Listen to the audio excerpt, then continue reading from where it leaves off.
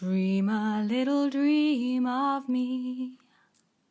Welcome kindreds, it's Jessica the Story Witch and I'm coming to you from a very wet and windy South Wales with a review of this book, Real Magic by Dean Radin.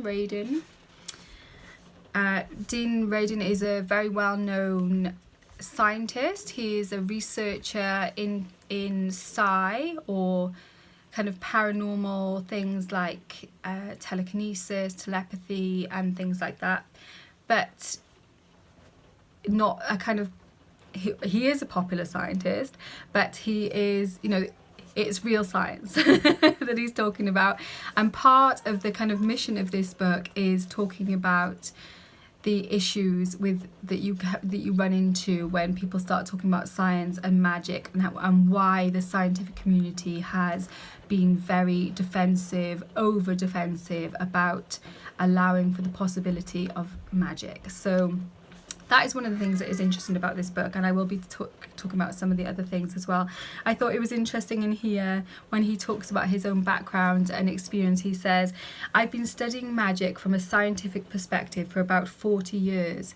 For the first 39 of these years, I would have vigorously denied that statement." And that kind of sums up the approach really of what you will find in this book. He has other books that he's written before as well. You may be familiar with him. I think this is like his fourth, maybe even his fifth book. He has been published in academic journals as well, you know, in science journals, and then his books are kind of written for the people who enjoy kind of popular science books, I guess. So he's not a magician, although from reading this you definitely get the impression that he is at least magic curious. The intro to the book, he says, let me find it for you. He says, "This book is about magic, not the fictional magic of Harry Potter, the feigned magic of Harry Houdini, or the fraudulent magic of con artists. Not blue lightning bolts springing from the fingertips, aerial combat on broomsticks, sleight of hand tricks, or any of the other elaborations of artistic license and special effect. This is about real magic." And as he takes you through the book, he talks about, like I said, he talks about the issues that the scientific community has about there even being a possibility of magic being able to exist. And he gives some very compelling evidence, like as far as he's concerned. He says, as far as he is concerned, and as far as many other people who are actually looking at the results of the experiments they've done in the area of psi, you know, like I said, like telekinesis, telepathy, and there's a whole kind of list of things like that, even with some work with mediums and stuff. The question of whether or not this exists or is a thing is no longer even, they're not even looking at that anymore, because the statistical evidence is such that they are certain that psi is real. And you know, that would still blow some people's minds. Probably not so much the people watching this channel, because you are probably coming maybe more from the magical side of things, maybe more than the science side of things, I suspect, if you're watching my videos. So, you know, he says that's not even a question anymore. The question is more now, you know, how it works, why it works, and also looking at ways that we can enhance the effect. Because what his kind of conclusion, and in his earlier books he shares a lot more about the kind of studies and results and things when they were still kind of looking at that existential question of psi, like are these kind of special abilities, I almost did air quotes then, when he was still looking at that question of like kind of, are they a thing? You know, there's a lot of data. He does share data and he does share research studies and stuff in here, but that is not so much what this book is about. What this book is about the relationship of science and magic, and why science is so, it wants to kind of, not every scientist, and he does open that up at the end of the book, but he has a whole chapter about the kind of issue that science has with magic, and how if you start even kind of talking about certain things, it will get squashed down as an impossibility, and how really that kind of flies in the face of scientific thinking. so it kind of undermines itself. So he looks at like, why is that? Why are people so kind of frightened of this being a possibility? And his kind of conclusion, really, not to spoiler alert, is that because it just kind of blows open our understanding of the universe and our kind of place in the universe. It talks a lot about consciousness. He has like consciousness with a C, a small c, which is what he deems our kind of each of our personal consciousness is. Consciousness is? No, just consciousness. And then he talks about consciousness with a capital C, which is like that kind of universal consciousness, which is shared by us all, but that we don't necessarily know that we are attached to. And he has like a couple of diagrams in the book where he kind of shows it almost like an iceberg, you know, like our personal consciousness is like at the tip of the iceberg, and then there's so much more underneath the surface, which is where the connection happens. And like, in order to be functional humans in the world, we needed to kind of divorce ourselves slightly from that larger consciousness and focus more on the here and now and the threats in the here and now and the opportunities in the here and now, because otherwise we would not have flourished as a species.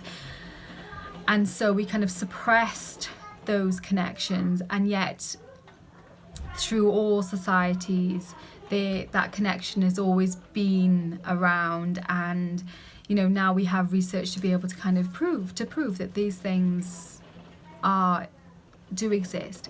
And what I love is that he doesn't kind of like over sensationalize it or anything like that. It's very kind of matter of fact and very compelling, and he gives evidence for everything that he suggests. It's also really well referenced. There's pages and pages and pages of references in the back of the book, like 15 or more pages of references, so you can follow up the studies and articles and things that he quotes in here.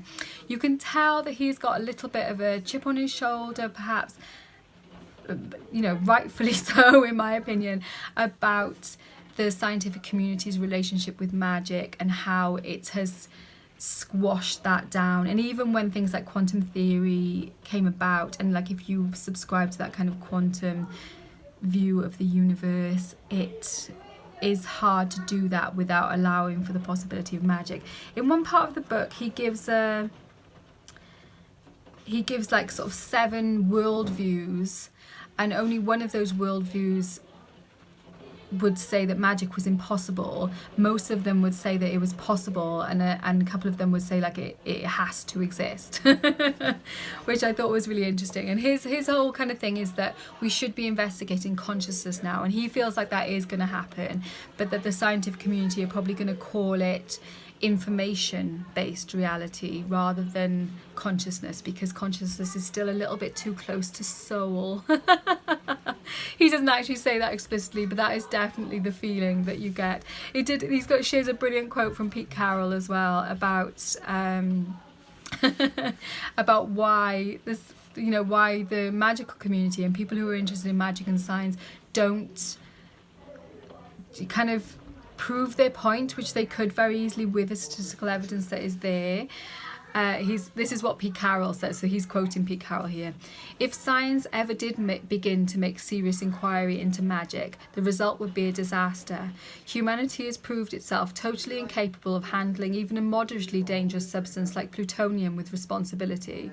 Imagine what it would do with machine-enhanced sorcery or even simple, reliable telepathy. It is in the interest of the survival of the species that occultists continue to ridicule and discredit their own arts in the eyes of orthodox science. Which really made me laugh. And you know, that is how I do that, you know, not because I feel like I don't need a scientist to say this works, you know, because I know it works from experience, and also because it does do that. You know, you can sort of say, well, yeah, I am a very strange one, you know, you can almost kind of deride yourself, but it does protect it in a sense then from people who want everything to be a certain way, for the world to be a certain way. And I feel like that is, as we move into this further into this new century, that worldview is being cracked apart. There is one part of it where he talks about how if we developed robots with consciousness, then those robots would be better at magic than humans, and they could very quickly and very easily kind of take over the world. This is kind of towards the end of the book where he's just talking, like most of the book is not about this sort of stuff. It's just kind of sharing of studies, sharing of information. Even though it's a very small book, it took me about a week to read this because some of the stuff did require a bit more thinking about and stuff, so I didn't kind of blast through it in a couple of days. I did read it over the course of a week. And yeah, he talks about these robots anyway. Let me finish that point. And they would be, he argues, better at sorcery, better at kind of practical enchantment, because they would be able to access that large consciousness, because they wouldn't have the kind of prefrontal lobes that we've got, which inhibit that dropping into that kind of state of gnosis and being able to connect with that larger consciousness, that's what he's saying is kind of making magic possible. That's his kind of suggestion for how it works. But I think if those robots were tapping into that larger consciousness, of which we are all part, humans, robots, everything in the universe, then they wouldn't necessarily want to destroy humanity, So I feel like that was maybe not a fully thought through argument, but I think it was almost, some of it is almost kind of like jokes as well, But the vast majority of it is really solid, thought-provoking stuff about psi effects, about... One of the things I really liked, he talks about how magic as being three things.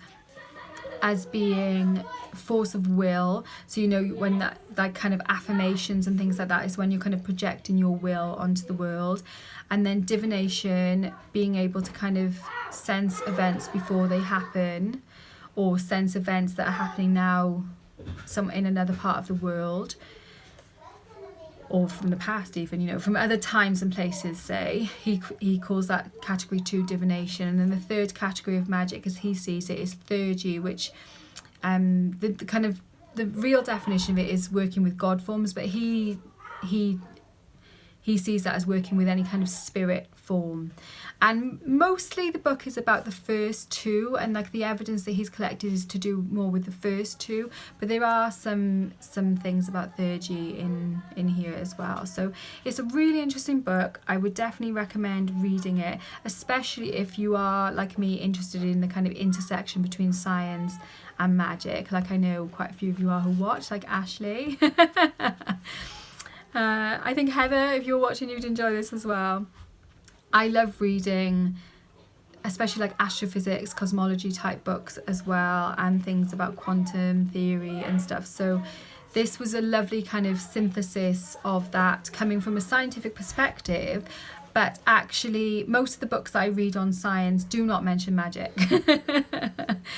I feel like they're magical, and I can use that information from those books in a magical way because I am taking that information and absorbing it into my magical perspective. But this book actually is talking about that, and you do get some kind of new agey books, like what was that one I read last year, Supernatural. I reviewed that. I'll probably link that down below as well, which is again written by a doctor, but it's slightly more new agey take on it. But again, the theory is the same. It's the theory of us being able to link into that larger consciousness, the larger consciousness that underpins everything, and that's what makes it work. But that was more like a kind of practical how to do that book, and kind of talking about studies of how the author had done that. Whereas this is looking at why is the scientific community not embracing the possibility of magic, and the cultural issues beneath that, which I thought was really interesting. He talks about scientific evidence, he talks about kind of the history of magic, the kind of interwoven history of magic and science, and how it was kind of one thing and then it got split apart.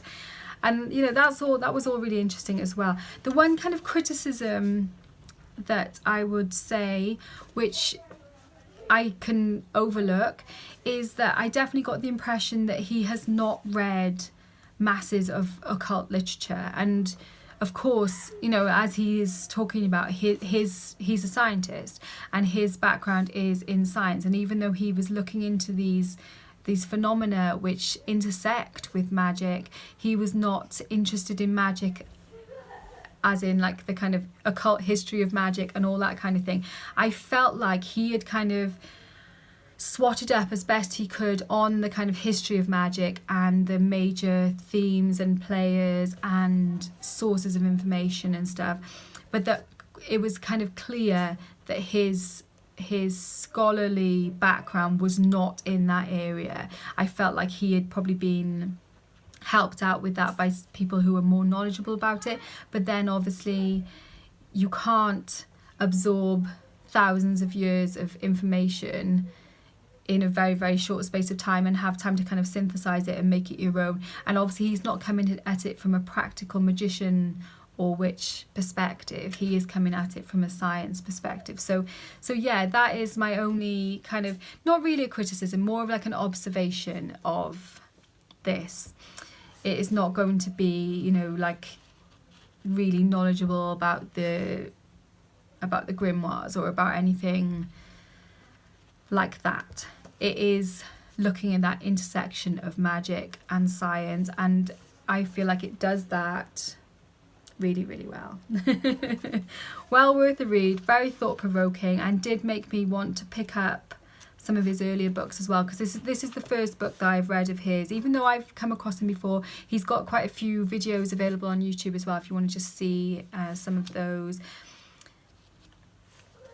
Yeah, it's an interesting area, I think, because I enjoy when, I know I've talked about this on the channel before, I enjoy when science catches up with us. Was there anything else I wanted to say? I was just going to have a look. No, I think that was it. And so yeah, like I said, I enjoyed it, and maybe you will too. If you've read it already or if you fancy reading it, let me know in the comments down below so we can have a little chat about it down there. Thank you so much for watching. Warmest blessings, and I will see you very soon.